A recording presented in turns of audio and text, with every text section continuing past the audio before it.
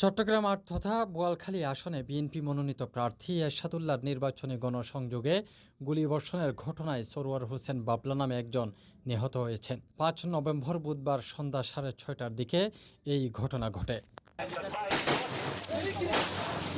এর আগে বিকেলে হামজারবাগ এলাকায় এরশাদুল্লাহর জনসংযোগ চলাকালে আকস্মিক গুলিবর্ষণের ঘটনা ঘটে।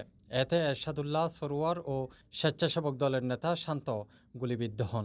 সুযোগের অপেক্ষায় ছিল, আমরা মোটামুটি সেফলি থাকতাম আর কি। এরশাদ ভাইয়ের সাথে আসি যে কাজ করবে এটা তো কল্পনা করি নাই, যার কারণে আমরা এলাকার লোকজন কম ছিল। আমাদের বাড়ির সামনে দোকানেই করছে, নামাজের পর লিফলেট বিতরণ করার সাথে সাথে শুরু করছে এগুলো। এটা হচ্ছে কলদাকার পাড়া বাইজিদ ৩ নং ওয়ার্ড। এটা মাগরিবের মাগরিবের নামাজের পরে এরশাদ ভাই আসছে, ওনার সাথে আমার ভাই সালাম দোয়া দিয়ে লিফলেট বিতরণ শুরু করছে দোকানে। করছে বলছে আমি জাহিদ মার্ডার সাজ্জাদের ভাই আছে, 3 জন ছিল আর বাইক ছিল। আর যেটা কিছুদিন আগে আপন ভাই শিবিরের রেড মার্ডারের নাম, একজনের নাম জসিম, আরেকজন শেখুন, আরেকজন কুকন, আর এর ভাই ফোন মোহাম্মদ সাজ্জাদের অনুসারী। নিহত বাবলার বাবা জানান, এই ঘটনার সঙ্গে রেহান নামের এক ব্যক্তি সরাসরি জড়িত।